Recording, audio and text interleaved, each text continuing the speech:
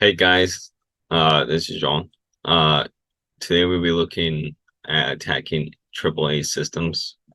So this could go anywhere from LDAP, Kerberos, Taxas, Plus, as well as others. Also, there's other attacks that happen to do with Open SSL and Open Authentication. So here I have the book that we're studying. I haven't done this in a while. I recently got a trip to Mexico, and I know you guys don't care about that, but so I just spent most of my time there. I'm also starting school and another program. Sadly, the school for what I was studying was cybersecurity. Was delayed a month because I didn't make a call with my mentor in time. So I'm definitely, suffering that mistake. But I'm glad we could look into this together. So again, this is a subtitle from page 270. And I'll try to be quick about this since it's not a lot of information. So attacking AAA systems and protocols. So first we have identity repositories.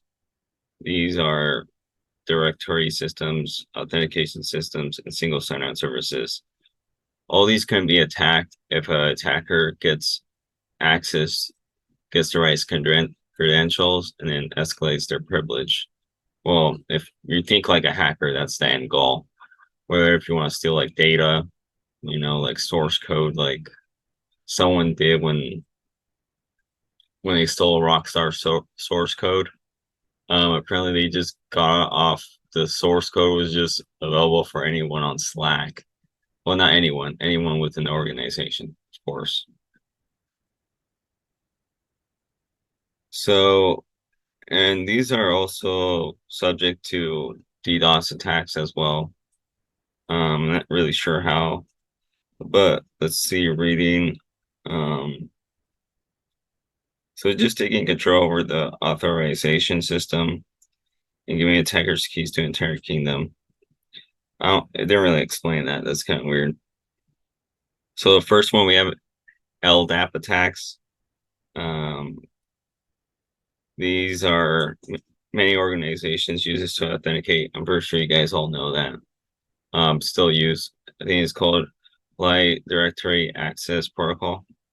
Kind of weird name, if you ask me. And I could be wrong on that. But attackers against insecure binding connections methods are target unencrypted LDAP traffic, either to capture traffic or explore LDAP as an authentication service. If improper access controls are in place that allows attackers to harvest directory information or to make modification to directory entries that they should not be able to change. There's also LDAP injection, which exploits web application that built LDAP queries using user input, allowing attackers to gather additional information or to make changes they should not be authorized to make by operating as a web service. Kind of like mumbo jumbo, but basically, um, when using the web application, you're just on a website and you use the LDAP injection. I think it's referring to cross-site, no, um, SQL injection. So when you're trying to log in, you can use a different, I think one of them is like 1 equals 0 as the username, and you get access to everything. Then we have DDoS attacks, so this actually explain that, which can disrupt authentication services that rely on LDAP and can cause application servers that rely on LDAP to fail. So that's not you're not really like trying to hack them. You kind of just we all know what DDoS means. You're just trying to take out the service and not really make it usable to anyone. So then it goes talking about how to use secure methods and LDAP practices, best practices.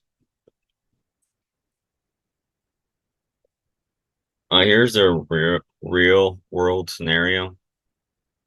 In 2016, the connectionless LDAP service called CLDAP was found to be a potential attack vector, allowing amplification attacks to respond to spoof addresses, resulting amplification rates up to 55 times higher than the source traffic. It means that your otherwise innocent appearing LDAP service could issue a DDoS on your critical infrastructure without an attacker even making it through the other network defenses. That's pretty crazy. So here's the single sign-on that I was talking about in the beginning of the video. We have 0auth, OpenID, and OpenID Connect.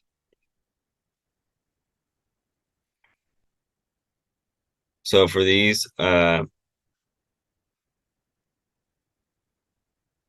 just trying to read because this is a lot of like technical terms. But it basically allows, once you have access to one thing, you might have access to everything using single sign-on. We have a little flow. I'll put this up, the flow chart right now, after I'm done with the video. So here's a real world scenario. Sorry, guys. OAuth does not set specific requirements for how the backend of OAuth authentication applications interact with third-party applications, leading to issues with single sign-on applications. To read more about recent exposures, there's a link. I'll try to put that. I might have to type it out. No, I won't have to type it out. Most of these are just aimed at protocol vulnerabilities. In 2012, discovery-related ability of attackers to forge OpenID requests in a way that result in relying parties allowing arbitrary logins in their services. That's pretty bad.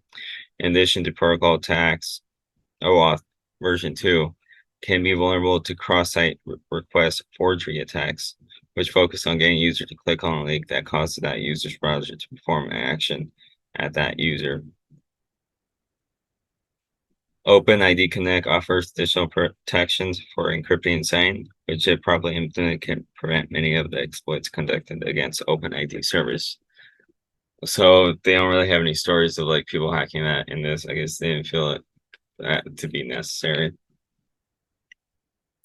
We have 2 left, and then we'll be done with the video. We have Kerberos and its brother, Texas. This relies on the KDC, a key distribution center. If that is compromised, it will allow an attacker to impersonate any user. They have received a lot of attention over the past few years due to local attacks against compromised KDCs, resulting in a complete compromise of Kerberos authentication systems. Like the following. So these could be administrator attacks, Kerberos tickets reuse, including pass the ticket attacks, which allows impersonation of legitimate users for the lifespan of the ticket, and pass the key attacks, which reuse the same secret key to acquire tickets.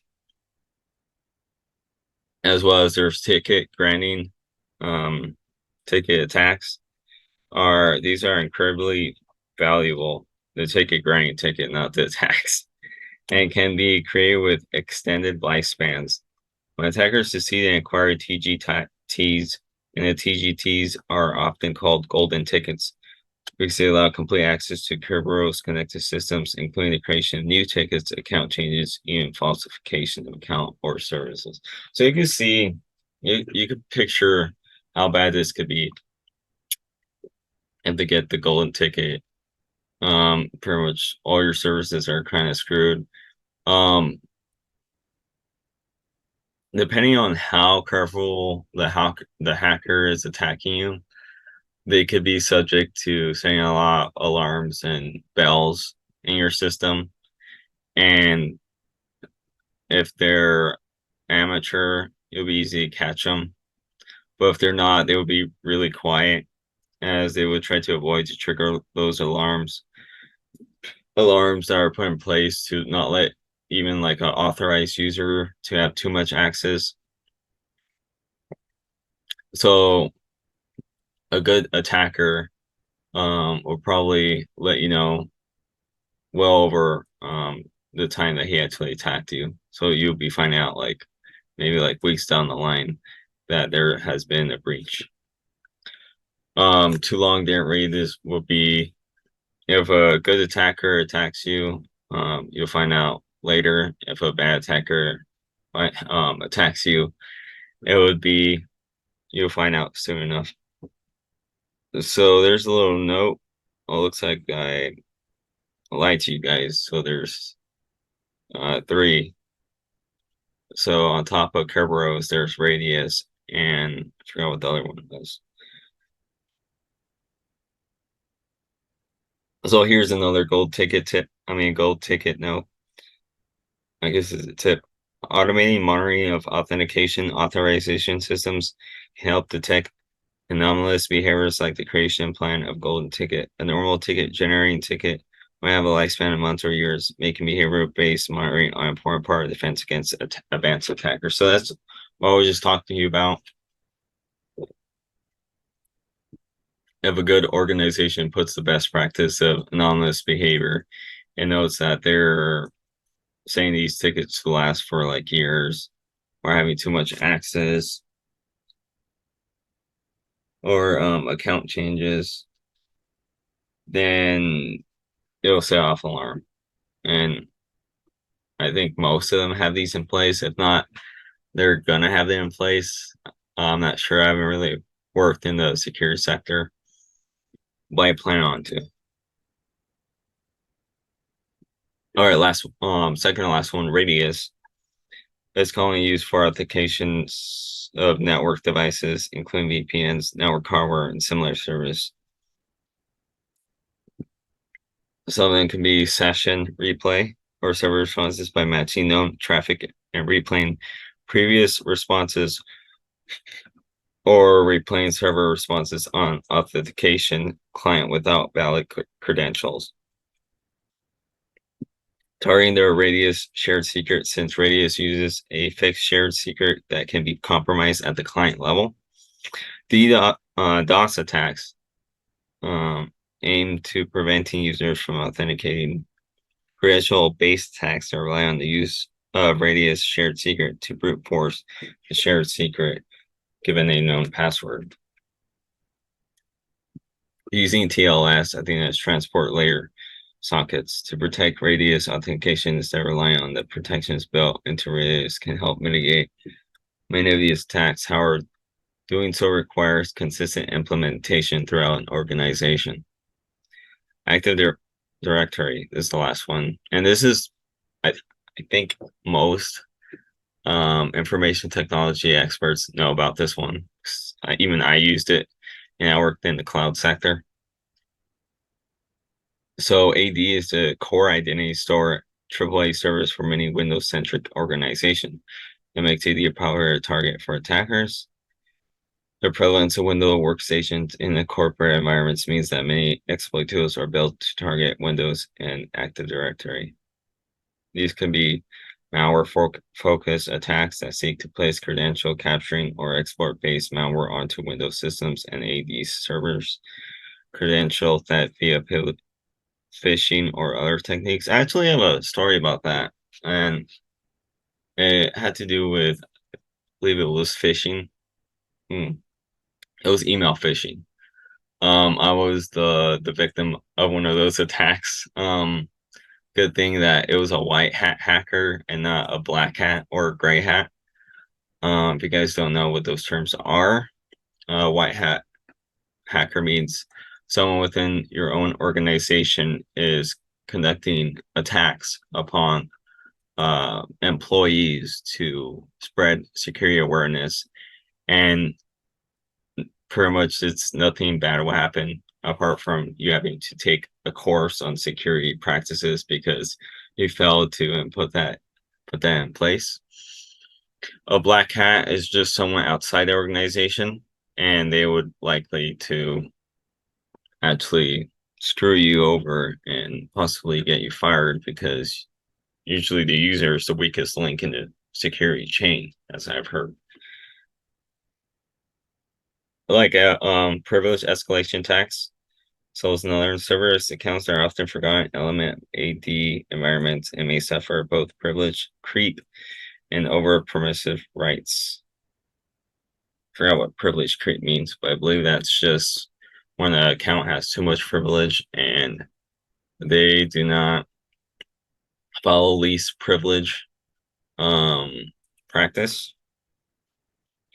Domain administrator rights that exist for more staff is necessary, creating more targets for attackers and greatly likelihood an AD admin account will not be properly maintained or that its password will be exposed.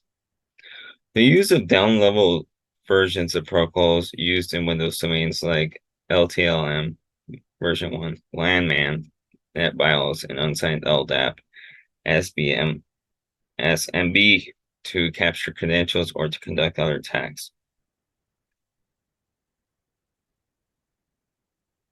So that would be it. Hope you guys enjoyed that. Next, we'll be looking at target account creation, provisioning, and deprovisioning. So that's basically the best practices to not get screwed over by an attacker. Hope you guys had a good one. Peace out.